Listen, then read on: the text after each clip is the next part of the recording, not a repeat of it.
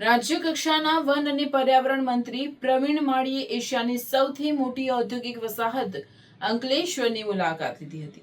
તેઓએ અધિકારીઓ અને પદાધિકારીઓ સાથે બેઠક યોજી પ્રદૂષણ અને જળ પ્રદૂષણને લઈને ચર્ચા કરી હતી.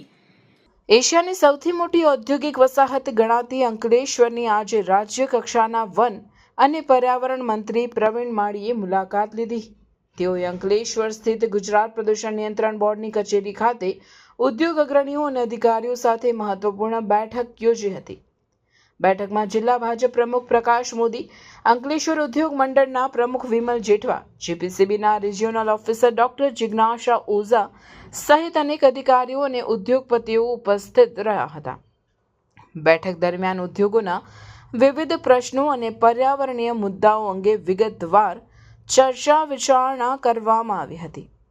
ઉદ્યોગોમાં પર્યાવરણ સંલગ્ન પાલન સુધારવા અને નવા પગલાં અમલમાં મૂકવા અંગે પણ ચર્ચા કરવામાં આવી હતી. મુલાકાત બાદ મંત્રી પ્રવીણ માળી પાનોલી ખાતે યોજાયેલા વૃક્ષારોપણ કાર્યક્રમમાં પણ જોડાયા હતા, જ્યાં સ્થાનિક ઉદ્યોગ મંડળ અને અધિકારીઓની હાજરીમાં હરિયાળી વધારવાના સંકલ્પ સાથે વૃક્ષારોપણ કરવામાં આવ્યું હતું. અંકલેશ્વરમાં સતત વધી રહેલા એક્યુઆઈ અંગે પૂછવામાં આવેલા પ્રશ્નના જવાબમાં મંત્રીએ આશ્ચર્યજનક નિવેદન આપતા જણાવ્યું હતું કે માત્ર જીઆઈડીસીને એક્યુઆઈ વધારાનો જવાબદાર ગણવું યોગ્ય નથી. તેમણે જણાવ્યું કે રોડ, ટ્રાફિક અને પરિવહનમાંથી પહોંચતું પ્રદૂષણ પણ એક્યુઆઈમાં ગણાય છે. આ તરફ ભારતથી 9,000 કિલોમીટર દૂર ઇથોપિયામાં 10,000 વર્ષ જૂનો હેલી-ગુબી નામનો જ્વાળામુખી રવિવારે ફાટ્યો, જેની અસર ગુજરાત સુધી જોવા મળી છે. પણ રાજ્યના વન અને પર્યાવરણ મંત્રી પાસે આ બાબતની કોઈ માહિતી ન હોવાનો તેમણે જાતે સ્વીકાર કર્યો હતો. આવનારા સમયમાં 2047 સુધી વિકસિત ભારત બને, એમાં વિકસિત ગુજરાતના સંકલ્પ સાથે આ ઇન્ડસ્ટ્રીઝ આજે પણ અગ્રેસર રહી છે આખા ભારતની અંદર. ત્યારે આવનારા સમયની અંદર હોમ ઇન્ડિજિનિયસ એટલે કે સ્વદેશી ભારતના નારા સાથે આ ઇન્ડસ્ટ્રીઝો આગળ વધી રહી છે. આવનારા સમયમાં જે કંઈ ઇમ્પોર્ટ થતું હોય એની જગ્યાએ આત્મનિર્ભર ભારતના સંકલ્પ સાથે આપણા ઉદ્યોગ સાહસિકો આપણા જ પ્રોડક્ટો આપણા ભારતની અંદર બનાવી અને વિશ્વની અંદર એક્સપોર્ટ કરે, તે દિશાની અંદર આજે ઉદ્યોગકારો સાથે આજે જીપીસીબીની ઓફિસે બેઠક કરી છે. નાની મોટી કોઈ એમના પ્રશ્નો છે એ પણ સમજવાનો પ્રયાસ કર્યો છે અને આવનારા સમયની અંદર જીડીપીમાં જે કોન્ટ્રીબ્યુશન થઈ રહ્યું છે એમાં વિસ્તારનો સારો એવો ભાગ અંકલેશ્વર અને ભરૂચનો રહે એવી વાર્તાલાપ આ જીઆઈડીસીના લોકો સાથે કર્યો છે. સર, સીઈપીટી જેવી કોમન ફેસિલિટી છે એની પરવાનગી લેવા માટે આટલો બધી મતલબ એકદમ અભિગમ સરકારનો કેમ? મિશન લાઈફ 2070 સુધી જે રીતે વિકાસ થાય એની સાથે પર્યાવરણ સાથે પણ કોઈ છેડા ન થાય, એના માટે કોમન એટીપીની ફેસિલિટી આખા ભારતની અંદર સૌથી અગ્રેસર રહેતું હોય એટલે ગુજરાત રહેતું હોય છે.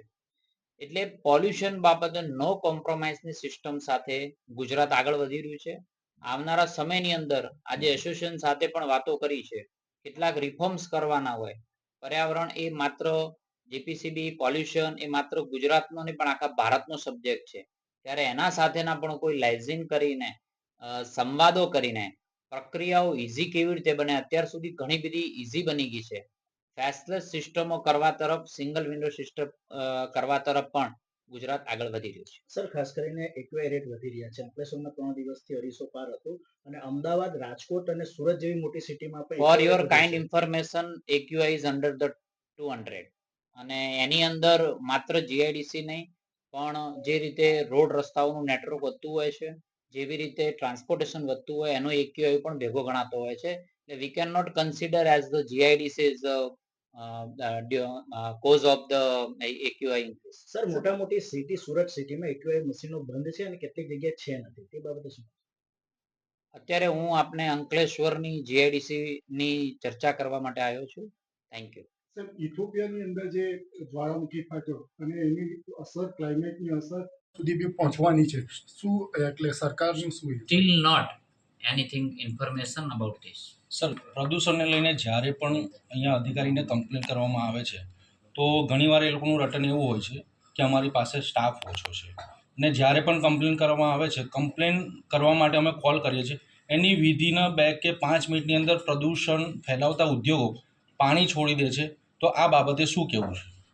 ધીમે ધીમે આપણે કમ્પ્યુટરાઇઝ સિસ્ટમ, સ્કાડા સિસ્ટમ, અત્યારે જેટલી પણ જીપીસીબીને લગતી મેટરો હશે એના જે એન્ડ સોર્સ છે ત્યાં આપણા જે કાર્બન ઉત્સર્જન કરતા હોય તમામ લોકોનો ડેટા ઓનલાઈન થઈ રહ્યો છે. 100% તરફ જઈશું તો આ જે નાની મોટી સમસ્યાઓ આપણા જોડે આવતી હશે એ પણ કદાચ નહીં આવે. સર, પોલ્યુશન જે ફેલાવે છે એ પત્રકારનો ને એક મીડિયાનો કેમેરો ત્યાં સુધી પહોંચી શકતો હોય છે, તો જીપીસીબીના અધિકારી કેમ નહીં? આપણે સૌ સાથે મળીને સમસ્યાઓનું સમાધાન તરફ જવું જોઈએ.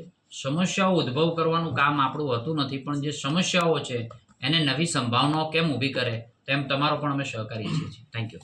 હેલો ભરૂચ, બાલાજી જ્વેલર્સ લઈને આવી ગયા છે સોને પે સુહાગા ઓફર, જ્યાં સોના અને ચાંદીના દરેક ઘરેણાની ખરીદી પર તમને મળશે લકી ડ્રોનો લાભ. દરેક લકી ડ્રો કન્ટેસ્ટન્ટ્સને મળશે ફિક્સ સરપ્રાઇઝ ગિફ્ટ અને 3 લકી વિનર્સને મળશે પ્રીમિયમ ઇલેક્ટ્રિક સ્કૂટર. તો આ લગ્નોત્સવને બનાવો ખાસ. આજે જ આવો બાલાજી જ્વેલર્સમાં અને બનો શાનદાર ગિફ્ટ્સના હકદાર. અમારો એડ્રેસ છે શોપ નંબર 9, લવકુશ, રાધાકૃષ્ણ સોસાયટીની સામે, તુલસીધામ 4 રસ્તા નજીક, જાડેશ્વર રોડ, ભરૂચ.